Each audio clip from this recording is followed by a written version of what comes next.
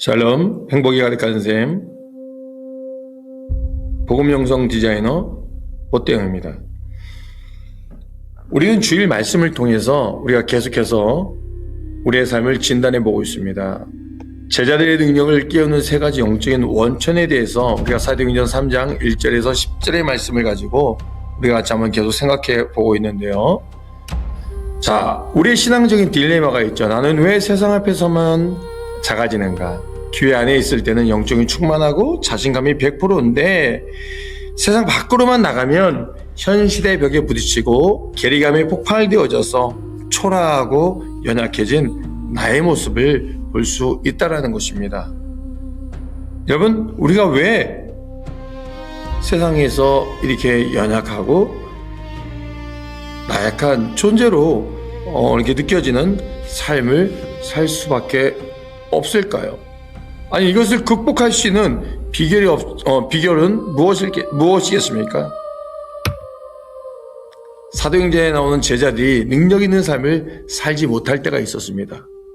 이들이 내 방법, 내 열심, 내 힘으로 할 때는 하나님의 능력이 나타나지 않았어요. 두려웠습니다.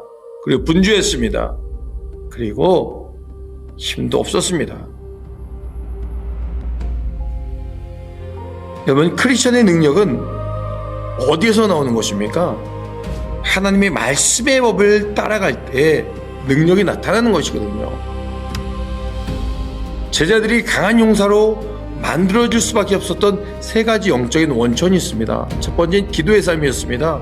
그리고 두 번째는 예수의 이름의 권세였습니다.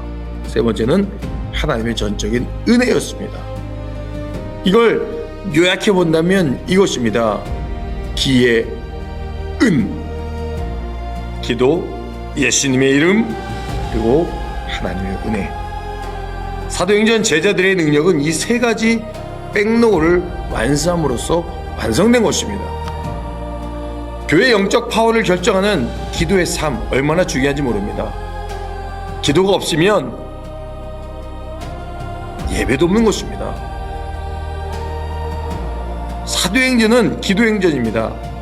제자들은 정해진 기도 시간에 하나님의 매일 깨어서 기도했습니다. 그럴 때 하나님의 능력과 하나님의 힘이 임한 걸 볼 수 있습니다. 기독교 역사를 보게 돼도 18세기, 19세기 미국과 영국에서 엄청난 영적인 대각성 운동이 일어났습니다. 우리가 대표적으로 잘 아는 목사님, 무디 목사님 아시지 않습니까? 무디 목사님의 영적인 부흥의 비결이 무엇이냐 물어봤을 때 모두가 우리의 영적인 선배들이 그렇게 얘기했습니다. 기도입니다.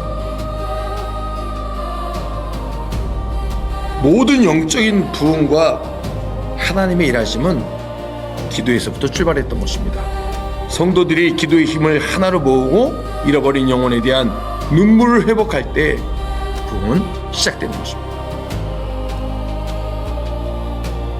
뛴다고 다 되는 것은 아닙니다. 성경에 보면 마르다와 마리아가 있습니다. 마르다처럼 무작정 뛰면 쉽게 지치고 영적인 고갈이 옵니다. 그리고 세상 가운데서 이 영적 전투 가운데서 패배할 수밖에 없습니다. 사역의 현장도 똑같습니다. 우리가 사역을 하면서도 하나님의 일을 한다고 하지만 기도 없이 뛰면 금방 지치고 시험에 들고 패배할 때가 많이 있습니다. 그러나 마리아는 또 다르지 않았습니까? 마리아는 먼저 기도의 자리에서 주님을 만나는 시간을 먼저 가졌습니다. 그리고 그 기도의 힘을 가지고 뛰었습니다. 결과가 어땠습니까? 참된 영혼의 열매를 맺지 않습니까? 사도들은 제9시, 지금으로 하면 오후 3시에 기도 시간을 정해놓고 하나님께 기도했습니다. 기도하는 가운데 하나님의 은혜가 있었고 기도하니까 하나님이 주시는 힘과 능력이 그들 안에 가득했습니다. 여러분, 그래서 우리도 마찬가지입니다. 기도의 알람 시간을 맞춰야 됩니다. 여러분의 기도의 시간은 언제입니까? 두 번째, 한계를 넘는 승리의 동력은 결국 예수 이름의 권세였습니다. 나면서부터 안진뱅이 구원할 수밖에 없는 비참한 인생을 만나게 됩니다. 다른 때 같았으면 지나쳤을 것입니다. 다른 때 같았으면 쳐다보지도 않았을 것입니다. 그러나 기도하니까 그 영혼을 보이기 시작했습니다. 그리고 그들 안에 궁일한 마음이 생겼습니다. 베드로가 그 영혼을 향해서 다가갑니다. 그리고 선포합니다.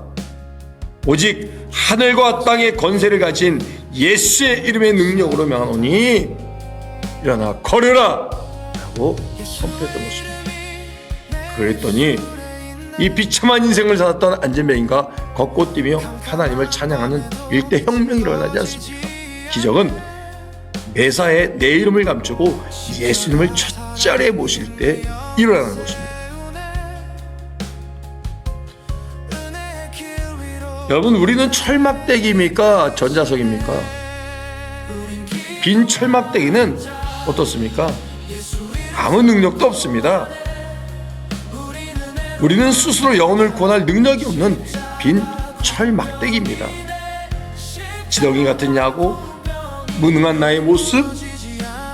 하지만 능력의 원천이신 예수님이 우리를 붙드시면 우리는 산을 부서뜨릴 수 있는 새 타작기가 될 수 있습니다. 강력한 전자석이 될 수 있습니다.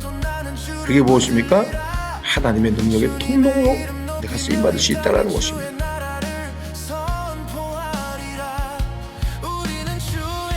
마귀와의 팔씨름에서 웃을 수 있는 이유가 있었습니다. 한 아이가 마귀와 팔씨름하는 그 사진 속에 있는 모습을 볼 수 있습니다. 아이는 웃고 있습니다. 아이가 왜 이렇게 당당하게 마귀 앞에서 웃고 있는가 봤더니 그 뒤에 누가 보입니까? 예수님이 발을 붙잡고 계십니다. 신났습니다. 즐거웠습니다. 담대합니다. 즐기고 있습니다. 누구 때문에요? 예수님이 함께한다는 것을 경험하게 가고 있지 않습니까? 성경에 다윗이 거인 골리앗을 이긴 것도 마찬가지입니다. 다윗이 엄청난 무기로 골리앗을 무너뜨렸습니까? 아닙니다. 자그마한 조약돌이었습니다. 무기의 힘이 아닌 다윗이 선포했던 것은 만군의 여호와의 이름이었습니다. 여러분, 우리도 마찬가지입니다. 지금 나를 두렵게 하는 골리앗이나 마귀는 무엇이겠습니까? 분명 무엇인가 있을 것입니다. 우리는 그 상황 속에서 골리앗이나 마귀를 쓰러뜨릴 수 있는 우리의 담대함은 무엇입니까? 예수의 이름입니다. 예수의 이름을 선포하는 것입니다. 예수여, 예수여, 예수여. 예수의 이름에는 능력과 권세가 있습니다.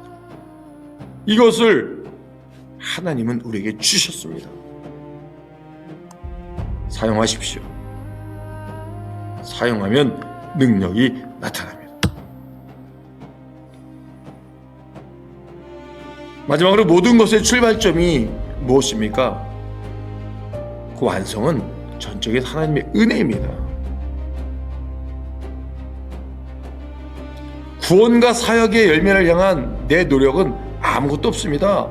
100% 하나님의 무조건적인 선택과 은혜인 것입니다. 병 고칠 생각이 없었던 안진뱅이였습니다. 그러나 하나님의 은혜가 그 가운데 들어가니까 어떻습니까? 고침받고 즐거워하지 않습니까?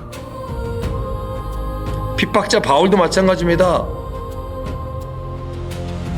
하나님의 은혜로 사명자를 바뀝니다. 계달의 장막같이 시커먼 슬람미 여인도 마찬가지 않습니까? 보잘것없는 그런 존재였는데 어떻습니까? 솔로몬 왕과 결혼할 수 있었던 것도 하나님의 은혜 아니겠습니까? 어떻게 설명이 안 됩니다. 이유는 없습니다. 그냥 사랑하셨다. 하나님의 사역은 우리의 열심만으로 되지 않습니다. 전적인 은혜를 구하는 가난한 심령에서 시작하는 것입니다. 승리하는 신앙생활을 위한 강력한 영적 사이클,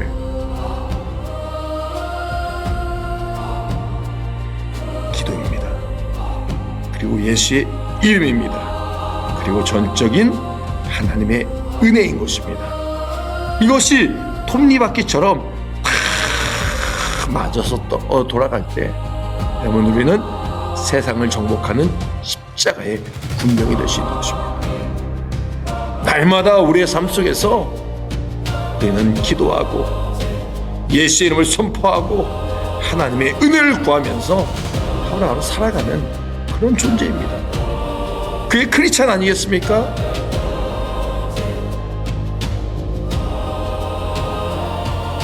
나의 영적인 스프린트 계획을 한번 세워볼 때 나는 과연 기도의 삶의 자리에 있는가? 나는 날마다 예수의 이름을 선포하며 앞세우며 살아가고 있는가? 그리고 날마다 하나님의 은혜를 구하며 공의를 구하고 있는가? 내 자신에게 한번 던져보고 우리 동역자들에게 함께 나눠줄 수 있는 그런 삶이 되었으면 좋겠습니다. 하나님의 은혜가 임하면 우리는 멈추지 않는 포크레인 인생처럼 힘 있는 삶을 살아갈 수 있습니다. 기도로 깨어나고 예수의 이름으로 전진하며 전적인 은혜로 승리하는 삶, 이것이 이번 주일 목사님으로부터 전해졌던 핵심적인 메시지 아니겠습니까? 우리 행복이 가득한 시온 청년들 2040 세대여 하나님 나라의 기둥으로 쓰임받는 삶이 되기를 축복합니다. 할렐루야! 이 삶의 무게를 견디기 위해 기도해야 산다. 영혼의 평화를 위해 하늘에 닿길 바라며 이 기도가 닿길 바라며 지금 이 순간도 바쁘죠. 그 속에서 잃어버린 나 잠시 멈추고 생각해보면 기도하는 것이 필요해요. 우리의 삶을 되돌아보면 소중한 것들을 다시 찾고 기도가 주는 힘을 느끼며 한 걸음 더 나아가요.